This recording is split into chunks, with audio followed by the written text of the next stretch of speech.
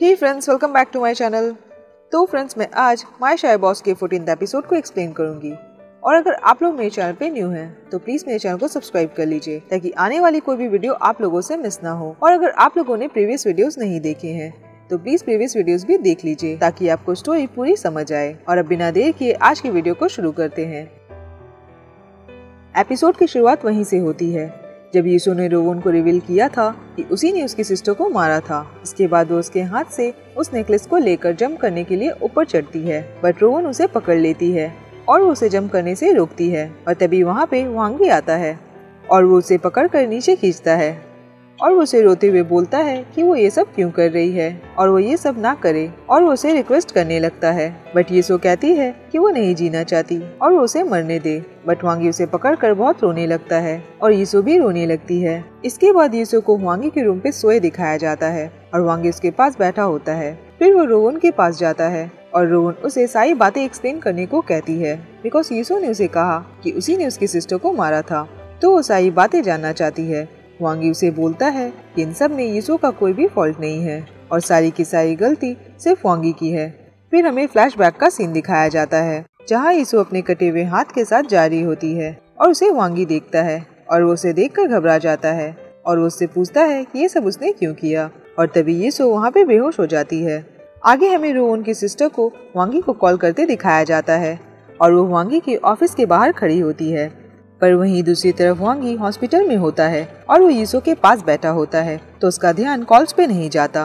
फिर उसके पास रोवन की सिस्टर का मैसेज आता है और वो कहती है कि वो उसके ऑफिस में है और वो उसके आने का इंतजार कर रही है। वांगी कैंगो को कॉल लगाता है, बट तब तक यीशु को होश आ जाता है और वो वांगी को रिक्वेस्ट करती है कि वो कैंगो को कुछ भी ना बताए और वो किसी को भी हर्ट नहीं करना चाहती थी, इसीलिए उसने अपने साथ ऐसा किया और वो नहीं चाहती कि कोई भी उसे इस हाल में देखे। और ये कहकर वो रोने लगती है। उसकी बातें सुनकर वांगी भी रोने लगता है, बट तभी वांगी के पास रोवन की सिस्टर का मैसेज आता है जिसमें लिखा होता है कि वो लास्ट टाइम उससे मिलना चाहती है और उसे देखना चाहती है और वो वांगी को सॉरी बोलती है। वांगी उसका मैसेज देखकर घबरा जाता है और वो भागता हुआ ऑफिस पहुंचता है और ऑफिस में सारा सामान बिखरा पड़ा होता है और ऑफिस का एक विंडो खुला होता है और तब तक रोवन की दीदी सुसाइड कर चुकी होती है और वहाँ पे सिर्फ उसकी सैंडल रखी होती है। अब सीन अगेन प्रेजेंट का दिखाया जाता है जहाँ वांगी रोवन को कहता है कि ये सब बस उसकी गलती है और अगर वो सही टाइम पे पहुँच गया होता तो ये सब नहीं होता, या फिर उसने उसकी दीदी को घर जल्दी जाने दे दिया होता और वो सबको प्रोटेक्ट करना चाहता था और सब कुछ खुद संभालना चाहता था, बट वो ऐसा कुछ भी नहीं कर पाया। रोवन उसकी बातें सुनकर बहुत रोने लगती है। फिर वांगी उसे वही सैंडल देता है और वो रोवन को बोलता है कि वांगी ने ही उसकी सिस्टर को ये गिफ्ट किया था और उसकी सिस्टर इसे छोड़कर चली गई। शायद वो वांगी को इन सारी चीजों का दोषी मानती थी। रोवन उस सैंडल को देखकर बहुत रोने लगती है और वांगी भी दूसरी तरफ मुड़कर रोने लगता है। आगे हमें दिखाया जाता है कि रोवन अपने घर पे उस सैंडल को लेकर जाती है और वो अपने डैड को कहती है कि वो अपनी सिस्टर की सैंडल को ले आई और वो अपने सिस्टर की सैंडल को घर पे रख देती है और कहती है कि अब ऐसा लग रहा है कि जैसे उसकी दीदी घर वापस आ गई है। वहीं दूसरी तरफ वांगी के मॉम डैड वांगी के रूम पे आ जाते हैं और वो यीशु को इस हाल में देखकर वांगी को खूब डांटने लगते हैं। वांगी की मॉम कहती है कि कैंगो ने यीशु की और अपनी शादी तोड़ी और वो उनकी बेटी को छोड़कर चला गया और तभी ये सब हुआ। बट उसके डैड वहाँ पे बस इलेक्शन के लिए वरीड होते हैं, तो वांगी उन्हें बताता है कि यीशु ने 3 साल पहले उसकी पुरानी सेक्रेटरी के सामने सुसाइड अटेम्प्ट किया था और उसकी वो सेक्रेटरी बहुत सेंसिटिव लड़की थी और वो ये सब सह नहीं पाई और तभी शायद उसने वो जजमेंट लिया और उसने सुसाइड कर लिया। और तब तक यीशु नींद से जाग चुकी होती है और वो सबकी बातें सुन रही होती है। वांगी के डैड कहते हैं कि ये सब बस कैंगो की गलती है और उसी की वजह से ये सब हुआ है। बट तभी यीशु वहाँ पे आ जाती है और वो कहती है कि इसमें कैंगो की कोई भी गलती नहीं है, बट ये सारी गलती सिर्फ यीशु की है। और जब भी उसके डैड वांगी को डांटा करते थे या फिर वांगी से नाराज हुआ करते थे और हर बार वो इन सारी चीजों को अपने अंदर सहा करती थी और इन सारी चीजों को सहती रहती थी, बट वो कभी कुछ बोल नहीं पाती थी। वांगी के डैड उसकी बातें सुनकर रोने लगते हैं और वो उसे कहते हैं कि वो हमेशा यीशु पे प्राउड फील किया करते हैं और यीशु की वजह से ही वो हमेशा खुश रहते हैं। यीशु बोलती है कि वो भी बस उन सब के लिए ही खुश रहती है और स्माइल करती है, बट वो अपने दिल के अंदर अपने आप से बहुत नफरत करती है और उसकी आत्मा हमेशा उसे कहती है कि वो अपने आप को खत्म कर ले।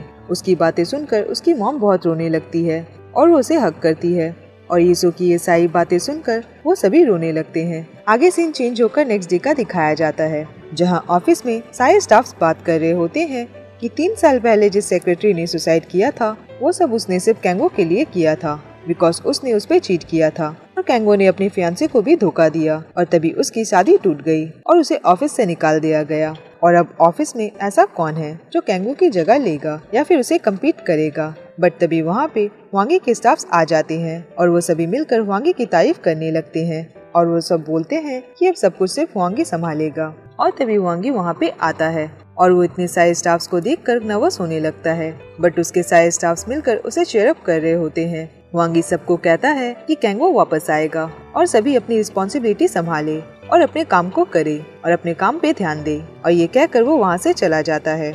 आगे हमें युनजुन और रोवन को एक केक शॉप पे दिखाया जाता है और वो दोनों वहाँ बैठे बातें कर रहे होते हैं। युनजुन उसे बताती है कि वांगी अब पूरी कंपनी को लीड कर रहा है और वो रोवन से कहती है कि क्या वो वांगी को माफ नहीं कर सकती। रोवन कहती है कि ऐसा नहीं है और वो वांगी को कब का माफ कर चुकी है, बट उसे अभी ऐसा लगता है कि अभी उसे वांगी के पास नहीं रहना चाहिए। इसके बाद रोवन को युनजुन की गैलरी में दिखाया जाता है और वो वहाँ युनजुन का वेट कर रही होती है, बट तभी उसे वहाँ वांगी दिखता है और रोवन उसे देखकर छुप जाती है और तभी उसके पास युनजुन का मैसेज आता है कि वो वापस नहीं आ सकती और वो इस पल को एंजॉय करे। और हमें दिखाया जाता है कि वांगी गैलरी में घूम रहा होता है और रोवन उसके पीछे पीछे चलने लगती है और वो उसे पीछे से देख रही होती है। फिर वांगी एक जगह पे रुकता है और रोवन मन में बोलती है कि वांगी बस एक बार मुड़कर पीछे देखे, और वांगी रोवन का रिफ्लेक्शन पेंटिंग में दिखता है और वो मन में कहता है कि रोवन ऐसे ही खड़ी रहे बिकॉज वो उसे थोड़ी देर और देखना चाहता है। आगे सीन चेंज होता है और कैंगो को ऑर्फेनेज में दिखाया जाता है और वो वहाँ पे साफ सफाई कर रहा होता है और तभी वहाँ पे अचानक वांगी आ जाता है और वो उसे बोलता है कि वो ठीक से साफ करे और यहाँ पे कितना गंदा है। कैंगो उसे वहाँ देखकर उसे पूछता है कि वो यहाँ पे क्या कर रहा है। वांगी उसे बोलता है कि कैंगो ने खुद सब कुछ छोड़ दिया तो अब उसे अचानक सबकी फिक्र क्यों होने लगी। कैंगो उसकी बातें सुनकर स्माइल करता है कि वो हमेशा चाहता था कि वांगी अच्छे से काम करे। वांगी उसे बोलता है कि कैंगो के एब्सेंस को फिल करना बहुत मुश्किल है। कैंगो उसे बोलता है कि वो बहुत ग्लैड है बिकॉज वांगी को एटलीस्ट रियलाइज तो हुआ। वांगी उसे कहता है कि कैंगो जैसा उसे कोई भी नहीं समझ सकता और वो कैंगो को थैंक यू बोलता है और वो उसे बोलता है कि उसने वांगी जैसे स्टबन को संभाला और वो हमेशा दूसरों के सामने खड़ा रहा और कैंगो के बिना वांगी इतनी दूर तक नहीं आ पाता। कैंगो उसकी बातें सुनकर बिल्कुल शांत हो जाता है और वो उसे कहता है कि वांगी ने उसे आज तक ये सब क्यों नहीं कहा और उसे आज जाकर ये सब रियलाइज हुआ है। वांगी उसे बोलता है कि वो अचानक सब कुछ छोड़कर क्यों चला आया, बट कैंगो कहता है कि वो वापस नहीं आएगा। तो वांगी उसे रूम के बाहर आने को कहता है और वो कहता है कि उसे कोई देखना चाहता है। इसके बाद कैंगो रूम से बाहर निकलता है और वो वहाँ पे यीशु को देखता है। इसके बाद कैंगो और यीशु दोनों बाहर बैठे होते हैं। यीशु उसे कहती है कि उसे कैंगो को इस हाल में देखकर अच्छा नहीं लग रहा, बट कैंगो उसे कहता है कि वो तो यहाँ पे बहुत खुश है। यीशु उसे कहती है कि वो कैंगो को कुछ बताना चाहती है जो उसने आज तक उसे नहीं बताया और वो कैंगो को रोवन के सिस्टर वाली सारी इंसिडेंट बताती है। उसकी बातें सुनकर कैंगो चौंक जाता है और वो यीशु से कहता है पर यीशु ने ऐसा क्यों किया। यीशु उसे कहती है कि इन सारी चीजों में कैंगो की कोई भी गलती नहीं है तो कैंगो को गिल्टी नहीं फील करना होगा, बट कैंगो उसे कहता है कि यीशु ने ये सब क्यों किया। यीशु बोलती है कि वो हमेशा कैंगो की लाइफ की बाधा थी और अब वो ये सब खुद समझने लगी है और यीशु ने सब कुछ एक्सेप्ट कर लिया है, बट कैंगो को गिल्टी के साथ नहीं जीना होगा बिकॉज उसने कुछ भी नहीं किया है और वो यीशु से आजाद है और उसके डैड से भी, और वो जैसे भी जीना चाहे अपनी जिंदगी जी सकता है, बट ये जगह उसकी नहीं है और उसे अपनी लाइफ में वापस लौटना चाहिए। इसके बाद यीशु वांगी के पास जाती है और उसे हक करती है और वो कहती है कि उसने कैंगो को सब कुछ बता दिया और वो भी बहुत खुश है और वो बहुत रिलीफ फील कर रही है। आगे हमें रोवन को उसके घर जाते दिखाया जाता है और घर पे उसके डैड ड्रिंक कर रहे होते हैं तो रोवन भी उनके पास ड्रिंक करने के लिए बैठ जाती है, बट उसके डैड उसे बोलते हैं कि क्या उसने खाना खाया। रोवन कहती है कि नहीं और वो उनसे पूछती है कि क्या उसके डैड उसके साथ डिनर करेंगे।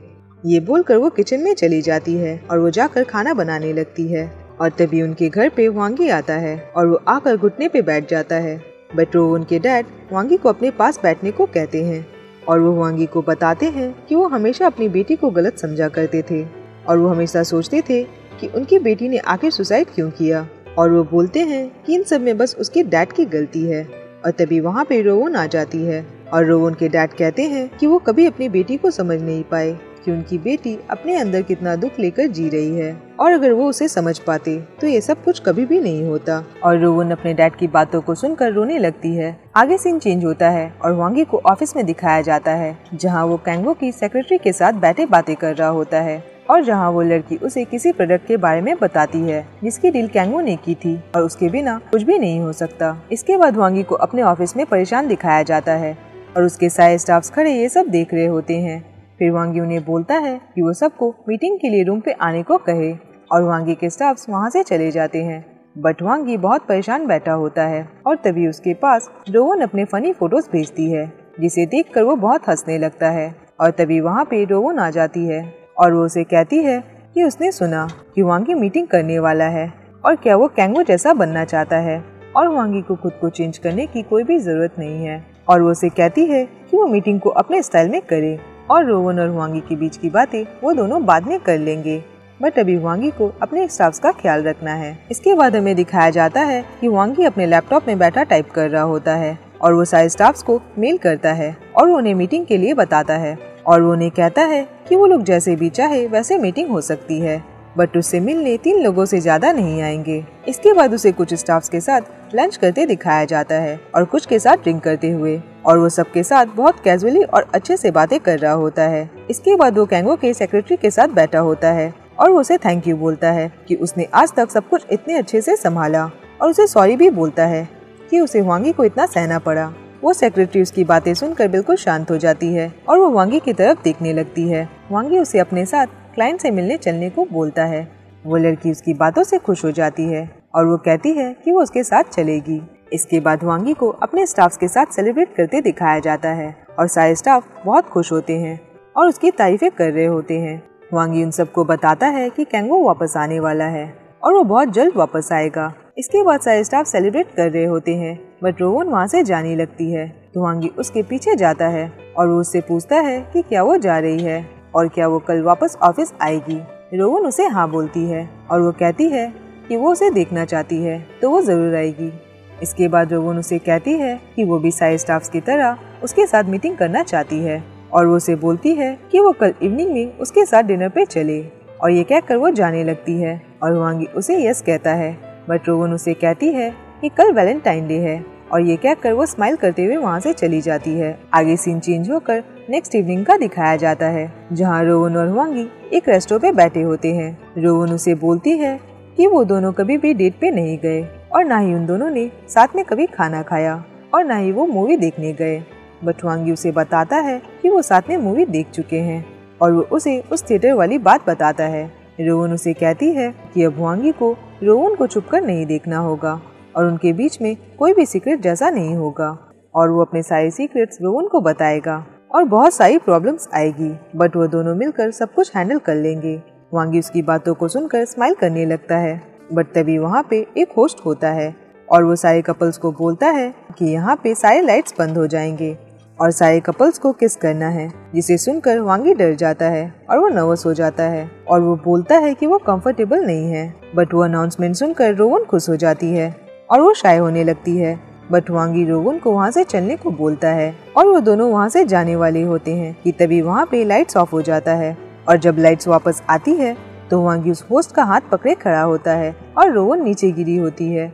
इसके बाद वो दोनों भागकर उस रेस्टोरेंट से बाहर निकलते हैं और वो बहुत हंसने लगते हैं। वांगी उससे पूछता है कि रोवन जब गिरी थी तो क्या उसके पैरों पे चोट लग गई थी, बट रोवन बोलती है कि वो बिल्कुल ठीक है। बट तभी वांगी नीचे बैठता है तो रोवन को ऐसा लगता है कि वांगी उसे अपने बैग पे कैरी करने वाला है, तो वो वांगी को पीछे से हक कर लेती है। बट वो देखती है कि वांगी अपने शूलेस को बांध रहा होता है। बट इसके बाद वांगी उसे अपने बैग पे उठा लेता है और वो उसे लेकर वैसे ही जाने लगता है। इसके बाद वो उसके घर के पास पहुंचता है और वो रास्ते की सीढ़ियों को गिनने लगता है और वो मन में सोचता है कि वो रोवन को लेकर कैसे जाएगा। बट तभी रोवन उसके बैग से उतर जाती है और वो बोलती है कि वांगी उसे नहीं उठा सकता। बट वांगी उसे बताता है कि वो पहले रोवन को अपने बैग पे उठाकर घर तक छोड़ने आया था। इसके बाद रोवन उसके आर्म्स को होल्ड कर लेती है, बट वांगी उसे ऐसा करने से मना करता है और वो कहता है कि वो बस धीरे से उसका हाथ पकड़े, और वो दोनों वैसे ही चलने लगते हैं। वांगी रोवन को बोलता है कि आज तो वैलेंटाइन डे था, तो क्या रोवन उसके लिए चॉकलेट्स नहीं लाई। रोवन उसे बोलती है कि कौन सी चॉकलेट्स, और वांगी ने तो उसे वहाँ पे किस भी नहीं किया और ना ही वो उसे अपना हाथ तक पकड़ने दे रहा है। वांगी उसे बोलता है तो क्या रोवन चाहती है कि वांगी उसे किस करे, और क्या वांगी उसे किस कर सकता है। और ये बोलकर वो रोवन के करीब आने लगता है और रोवन अपनी आंखें बंद कर लेती है। बट वांगी रोवन को एक नेकलेस पहनाता है, जिसे देखकर रोवन इमोशनल हो जाती है और वांगी उसे बोलता है कि ये कोई वैलेंटाइन गिफ्ट नहीं है और ये उसने रोवन को ऐसे ही गिफ्ट किया है। और ये कहकर वो जाने लगता है तो रोवन वांगी को रुकने को बोलती है और रोवन वांगी के पास जाकर उसे किस करती है और वो उसे बोलती है कि ये उसका वैलेंटाइन गिफ्ट है। ये कहकर वो अपने घर के पास चली जाती है और वहाँ जाकर वो वांगी को बाय बोलती है और वो अंदर चली जाती है और वांगी भी वहाँ से जाने लगता है। और तभी उसे रास्ते में वो रिपोर्टर मिलता है और वो उसे बोलता है कि उसे रोवन के साथ नहीं रहना चाहिए, बिकॉज रोवन की एक बात है जिसे वो नहीं जानता। और वहीं दूसरी तरफ रोवन उस नेकलेस को मिरर पे देख रही होती है और वो बहुत खुश होती है। और ये एपिसोड यहीं पे खत्म होता है। फ्रेंड्स, आज के लिए बस इतना ही और अब मिलते हैं नेक्स्ट वीडियो में। तब तक अपना ख्याल रखिए।